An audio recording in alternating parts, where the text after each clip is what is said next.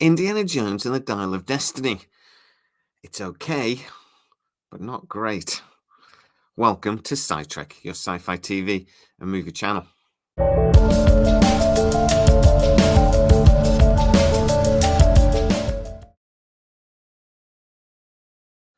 So a really good friend of the channel was at Cannes, and they got to see the full final edit of Indiana Jones and the Dial of Destiny.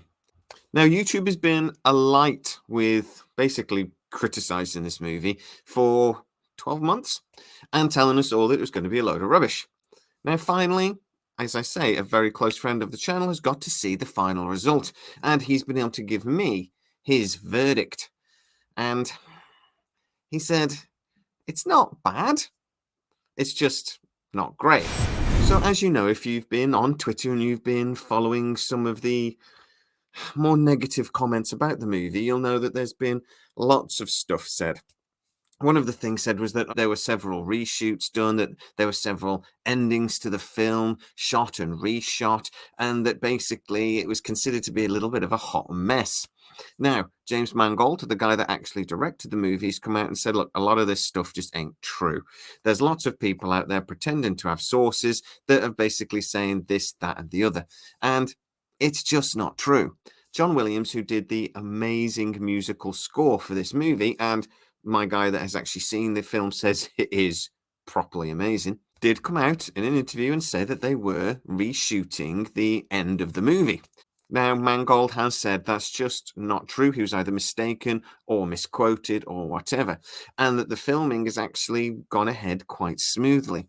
This is just one major example about how a big project like this does attract an awful lot of negativity. And I would urge anybody, including the fans of SciTrek that are going to now listen to basically my review of a film I've not actually seen, but again, I've spoken to somebody that has, to actually wait and watch the film for themselves. But let's get to the point. What did my guy, with no spoilers, say about the film? First of all, he basically said, do not compare this to the originals. Don't compare it to the first three films anyway. If you want to compare it to the Crystal Skull, it comes out favorably. It's better than that. But if you compare it to even The Last Crusade, definitely The Temple of Doom, it doesn't come out well. This film is not as good as those three classics for lots and lots of reasons. He said the story wanders a little bit. He said that he felt like the editor and the director just weren't on the same page at times, that it felt like you're building towards one thing and then it just cuts away and goes in another direction. And at times, the storyline that does jump through time a little bit is confusing, and you don't necessarily always understand exactly where the emphasis of certain plots is going. There is an injection of humor in this movie that maybe the Crystal Skull again lacked, getting back to the classics of the first Indiana Jones movies, or at least that's what they were trying to do. He basically said that it felt very much like the writers were trying too hard to make this an Indiana Jones film and to have Indiana Jones jokes. He said that these jokes felt a little awkward at times, like they were forced. Now, I am imagining what he's saying here is that a lot of these jokes are put in maybe before the story was written. So instead of creating jokes around the story that made sense, they sort of tried to work scenes around certain jokes that they thought worked as indie jokes.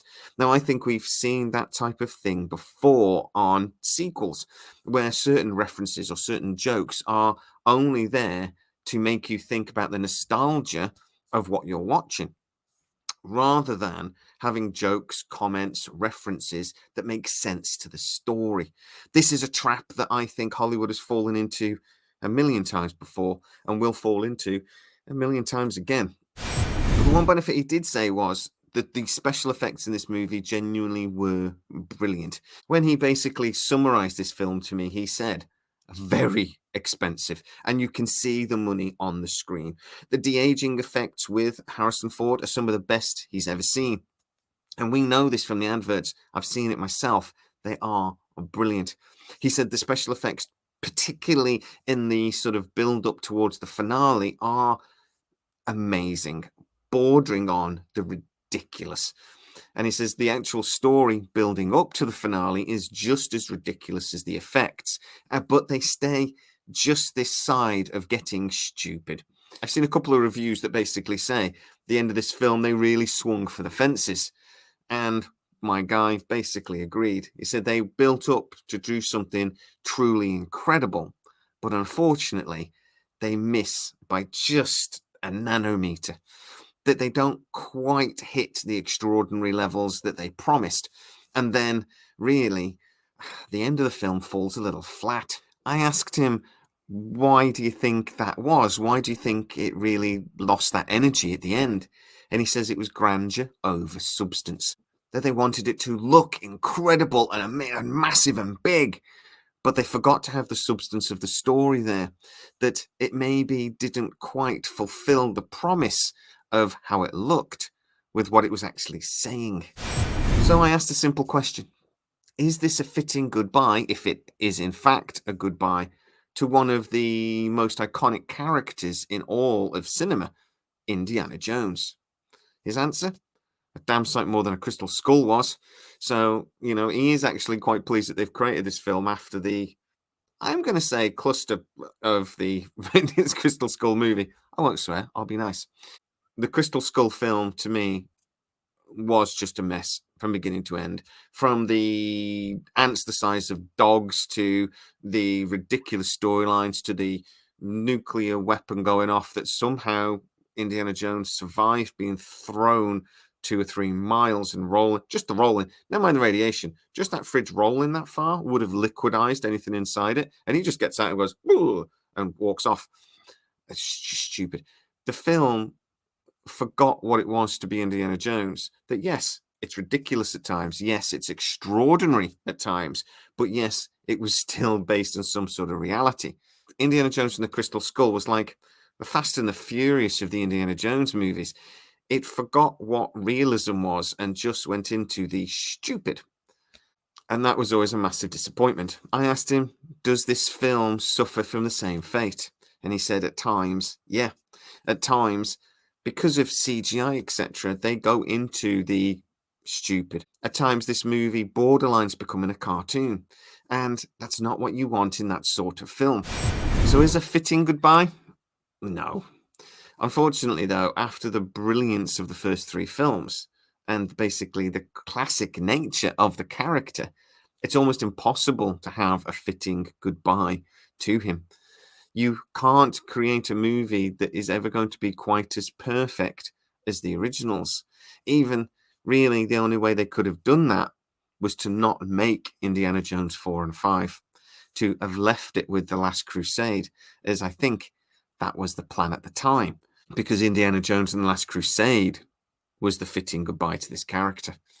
And it really is a shame that in the search for money, and maybe a little bit of nostalgia, they maybe have left a slight bitter taste in the mouth of moviegoers and in the mouth of Indiana Jones' real fans. I asked him about the 5-minute standing ovation at the end of the movie.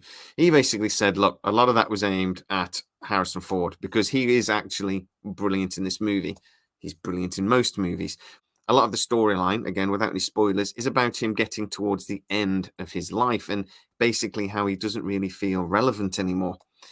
The way they actually work that into the storyline and the way they resolve it in the end, he said, was actually quite beautiful. He actually said, coming out of that, you do feel a positivity towards the character. So, the standing ovation aimed at Harrison Ford. He said it was quite an awkward standing ovation, though. He said you're clapping, and all the time you're looking to see who's going to stop clapping first so you can stop. Now, he said at the Cannes Film Festival, when you get big premieres like this, a 5-minute standing ovation is actually not that much. He said he's been to several of these premieres, and he says that really was nothing for them. That was, bye, compared to other standing ovations he's witnessed. And he said with the feel of the standing ovation was what he said was quite striking, because you almost felt awkward at around the 3rd minute, that actually you were just pandering to the people on the stage rather than actually celebrating a movie. So, in a nutshell, This film's okay. It's not a bad movie. It's nothing like as bad as a lot of people on YouTube have been screaming for the last 12 months. Is it a film that stands up against Indiana Jones and the Raiders of the Lost Ark? God, no. But we can really make the argument, is Hollywood even capable of that anymore? I'm not sure. But guys, get into the comments and tell me what you think. You haven't seen the film yet, so don't tell me it's a load of rubbish, but you can tell me your expectations.